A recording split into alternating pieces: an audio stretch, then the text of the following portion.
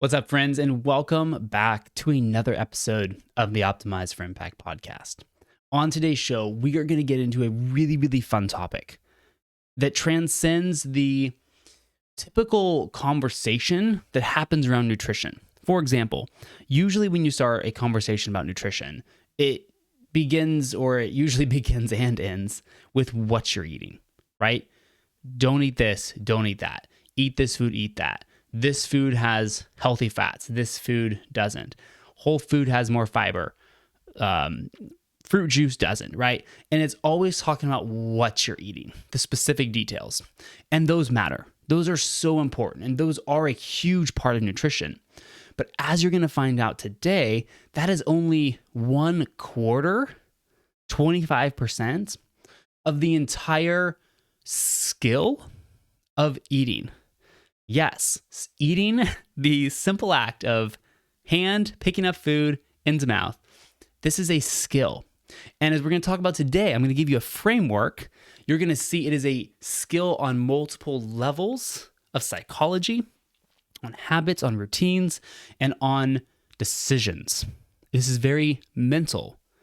The actual skill of eating, taking a bite of food, chewing and swallowing, actually begins way before any food is ever on your plate. And that is what we're talking about today. So we're going to cover this framework for becoming what I call the engaged eater, someone who is a more highly skilled eater, if we will. If that sounds crazy, well, after the episode, you have to tell me if becoming a highly skilled eater sounds crazy after you get through this episode, okay? Becoming more mindful about what you're eating and why this is important. Why does this matter? Why does becoming an engaged eater matter to you? Well, it is going to help you much more easily lose fat, stay lean, feel amazing, wake up with energy, have that energy sustained throughout the rest of the day. And overall, it is going to allow you to become a higher, more engaged, more healthy, more high-performing, kick-ass version of you, no matter where you go in life, what you're doing, or what your goals are. Becoming an engaged eater is going to empower you to live and perform at a higher level.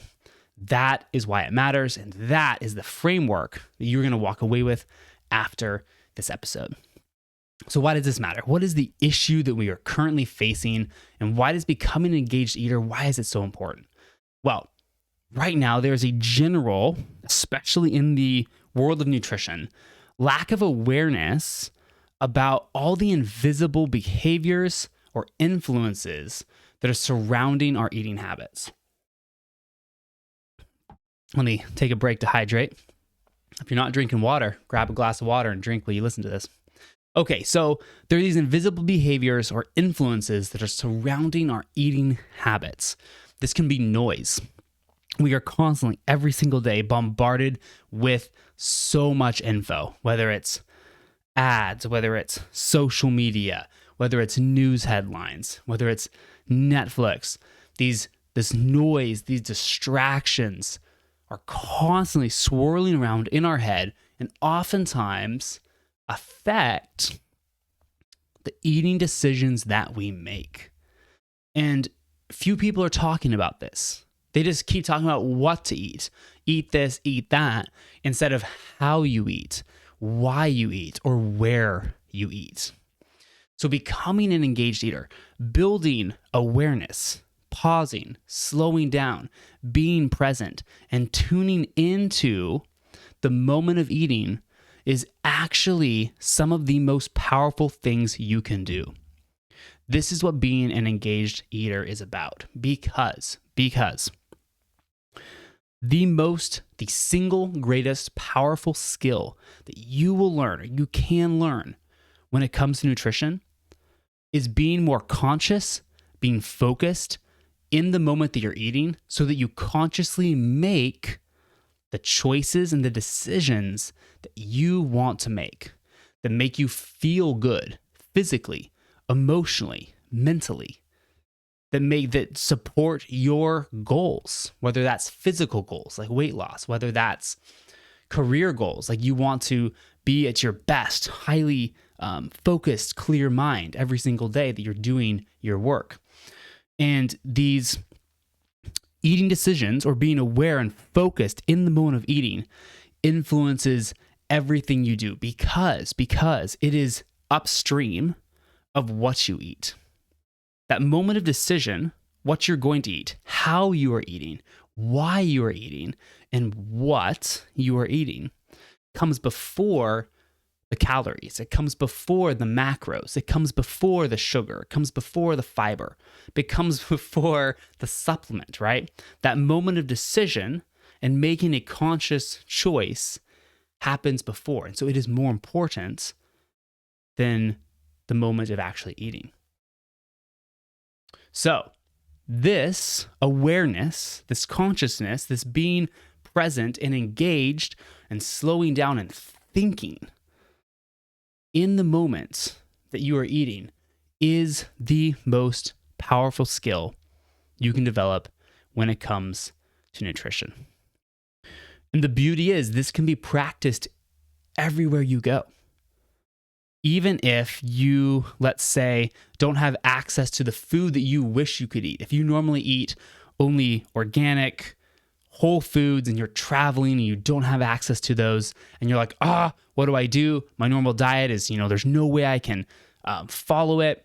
Being an aware, focused and aware eater, you can apply that skill in the moment to help you make the best decisions for yourself.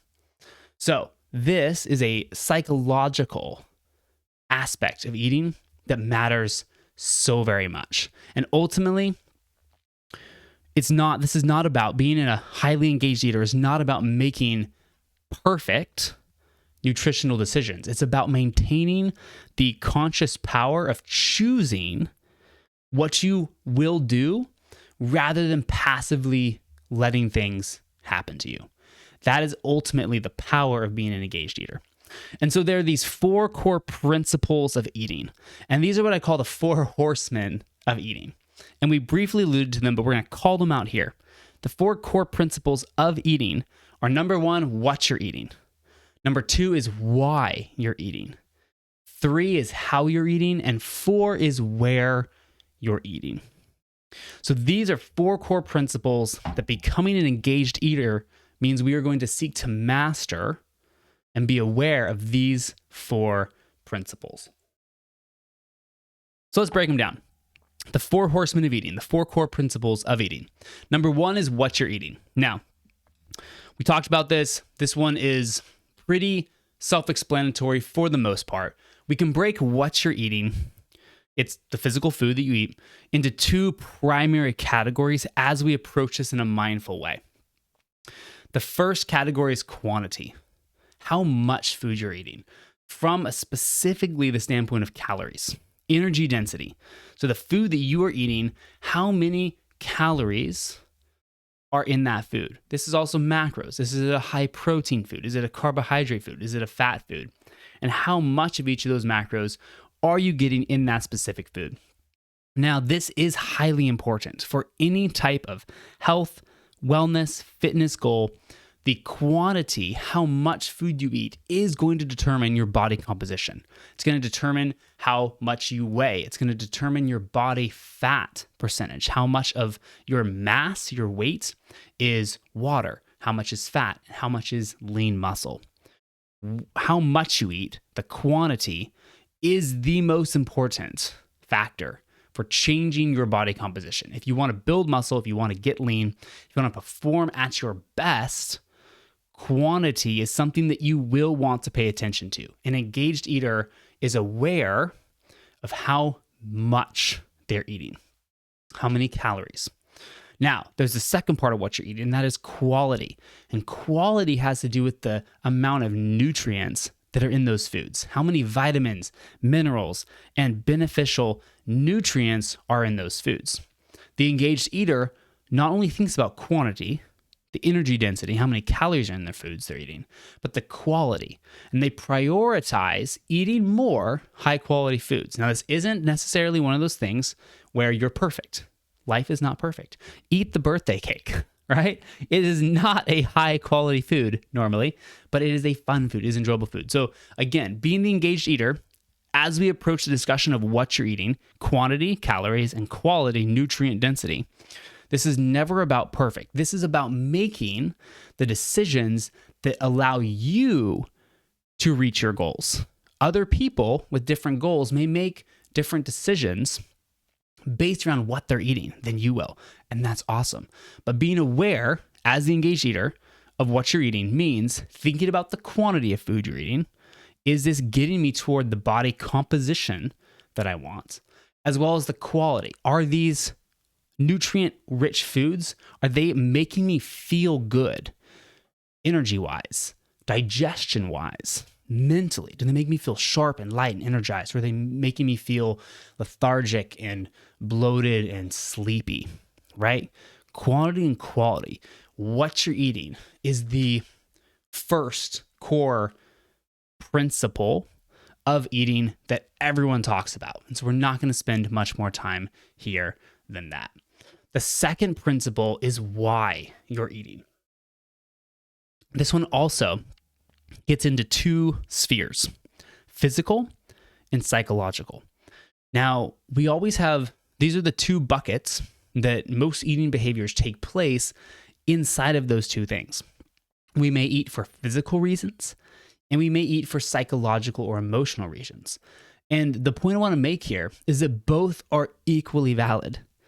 Many times, obviously physically, we eat to stay alive. We eat for the sustenance that we need to keep our bodies strong and to burn the calories that we need to burn to do the things we need to do to stay alive. So physical reasons, very valid. Hunger and nutrient needs. Psychological reasons. This is the one that oftentimes gets a bad rap, is because many times we eat for relational reasons, like celebrating a birthday with family and friends, going back to that birthday cake. Or we eat for comfort. We're stressed, we're tired, we're depressed, we're down. After maybe an exciting or stressful event, we eat for comfort.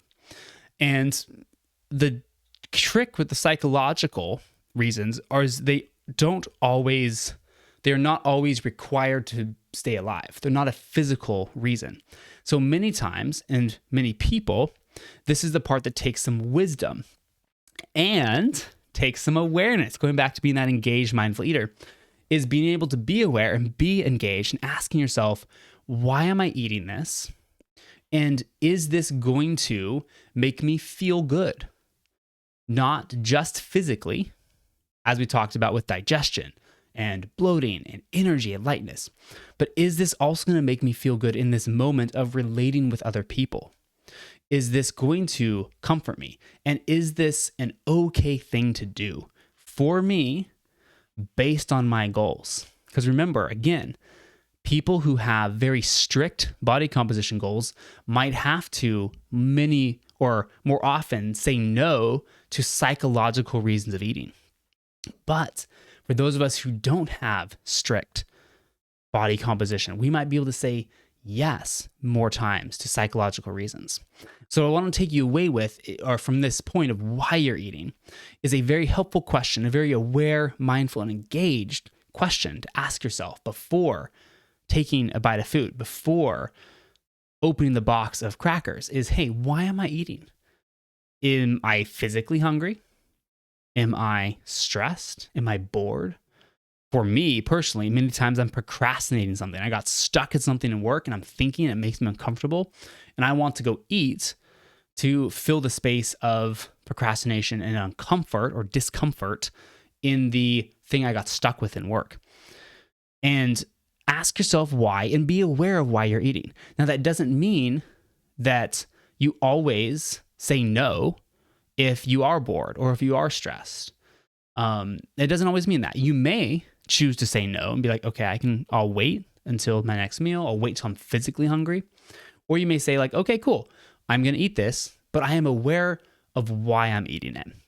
The awareness is power because, again, it allows you to step in and make a conscious decision based on your goals, the desires you have for your life, and what is going to make you feel great in that moment. It is the conscious decision to eat, and knowing why and having that awareness of why you're eating allows you to have that power to make a conscious decision.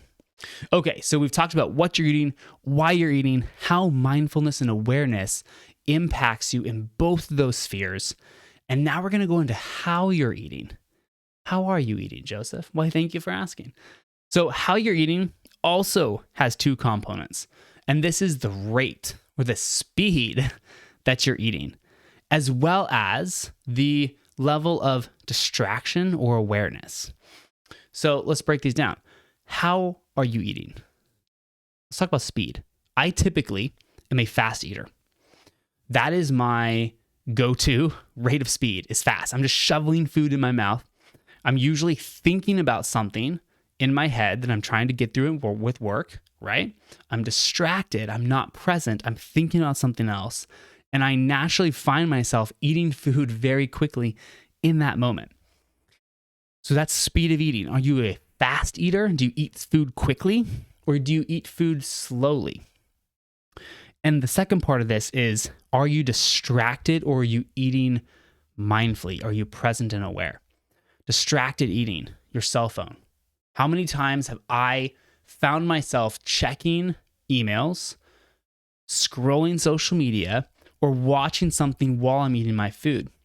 And the distraction prevents me from being present, being focused, and making conscious decisions based around my eating. For example, and this is where this becomes really important with how you're eating, is if I'm eating distracted and I'm eating very quickly, many times you can end up eating more food than you physically need. So here's a bit of science. When it comes to hunger and fullness signals in our body, it can take time for our stomach and digestive tract to tell our brain like we've had enough. You can slow down the hunger, you can increase the feelings of fullness. And so if you eat very quickly, you can eat way more food, quantity of food, than you need before your body has the time to sense how much you've eaten and then tell you to slow down. And so this rapid eating can cause overeating, which can then cause weight gain. So by tuning into how you're eating, the speed you're eating, and choosing to eat undistracted, turn off the TV, close the laptop, put down the cell phone so you're not distracted, and stay present to how you're eating. After every few bites, ask yourself, am I still hungry?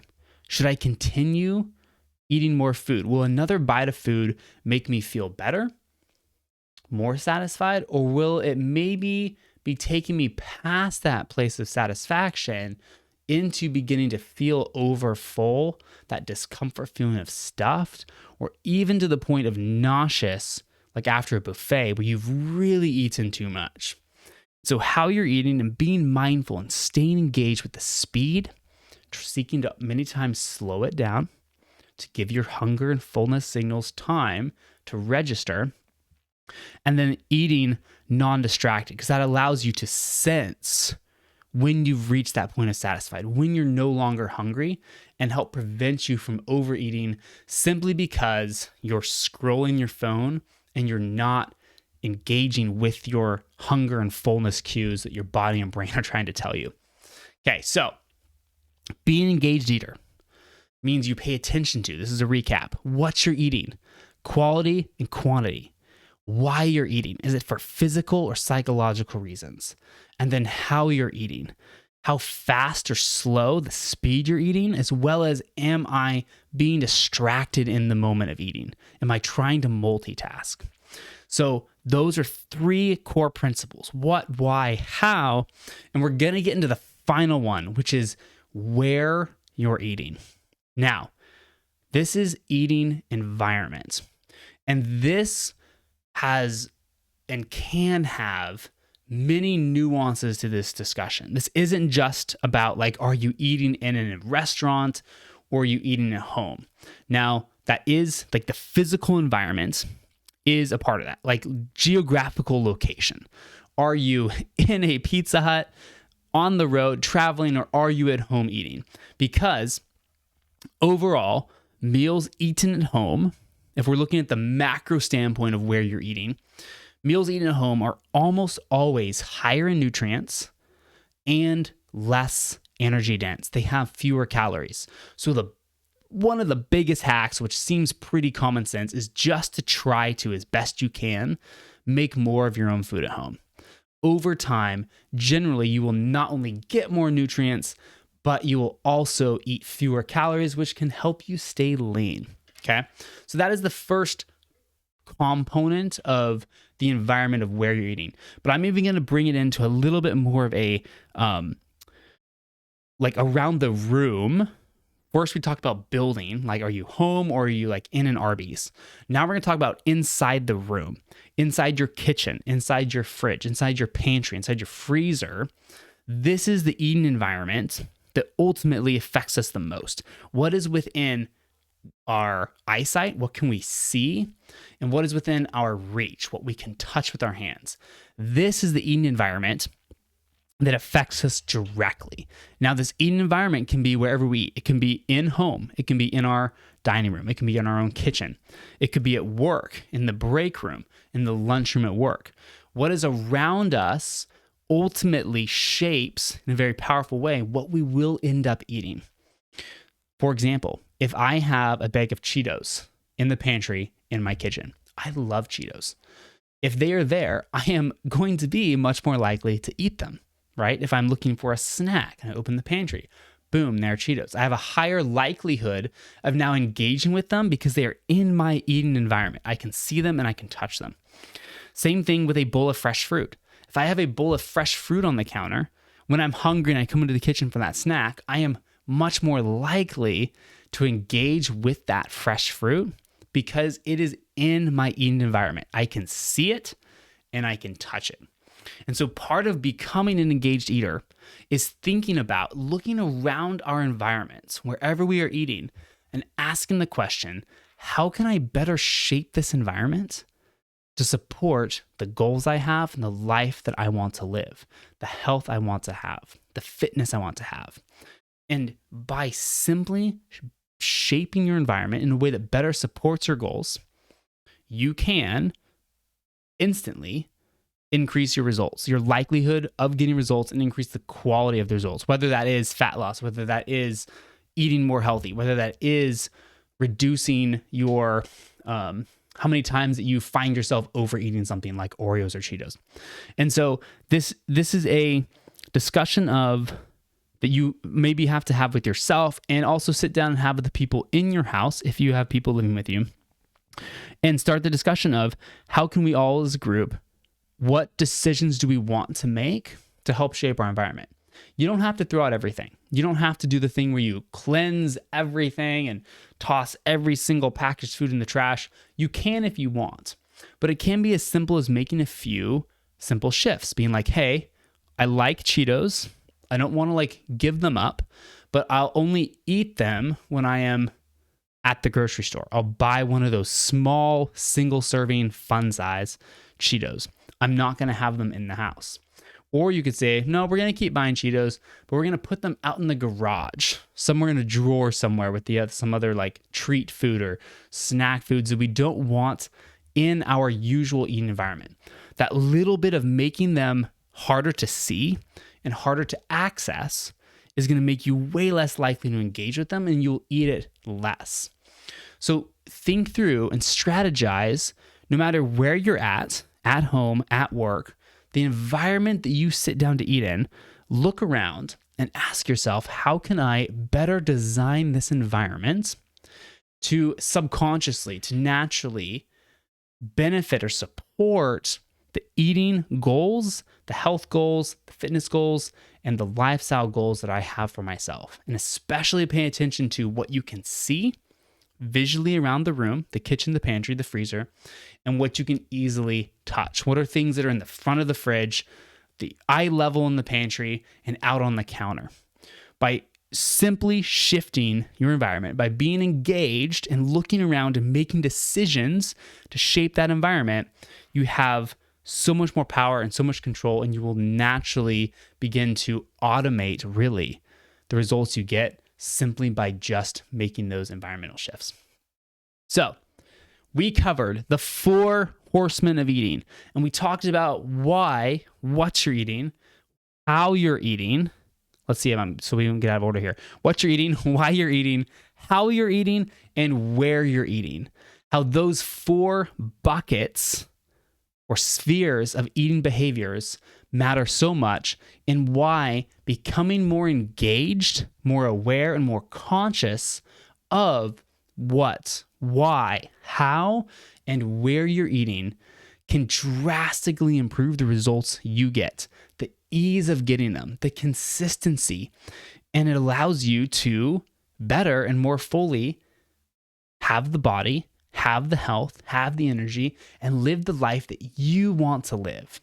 Keeping in mind that different people have different goals. And just because one person tells you, eat this, eat that, do this, do that, doesn't necessarily matter, because you are now an engaged eater. You will hear that. You will hear the noise. You will see the stuff. You will be in environments. And by being engaged, you will have the power to go, wait, is this good advice for me? Is this environment helpful to me? What am I going to choose in this moment based on my goals, based on the lifestyle I want to live, based on the body, the health, the fitness that I want? What am I going to do now, right now? And remember, this isn't about being perfect. This isn't about always eating 100% clean.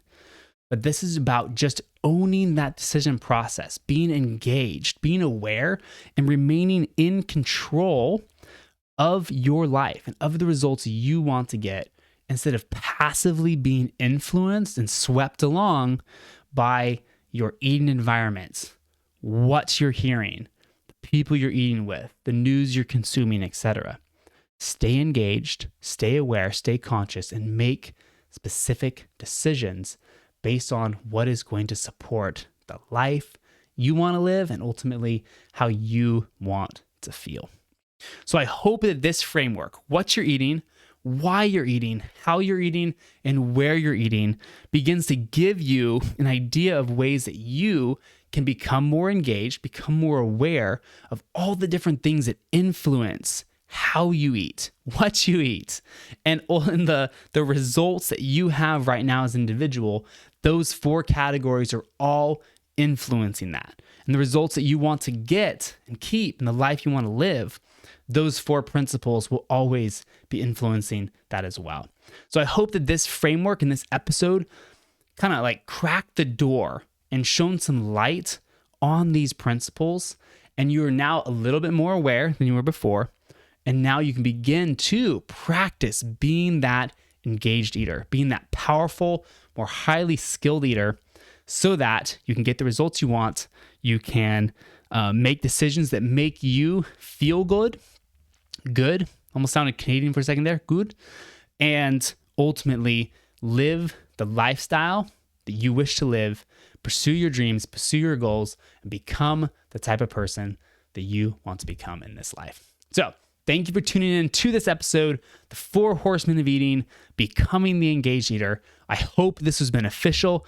If so, would you take 60 seconds, actually it's less, it's like 30 seconds, to scroll down to the bottom of this episode and rate and review this show on Apple Podcasts. That helps me so much, and it tells the podcast gods out there this show's useful, and they will naturally kick it out to more people to help them become more engaged eaters as well. So guys, thank you so much for listening, and I will see you next time in another episode of the Optimize for Impact podcast. Take care.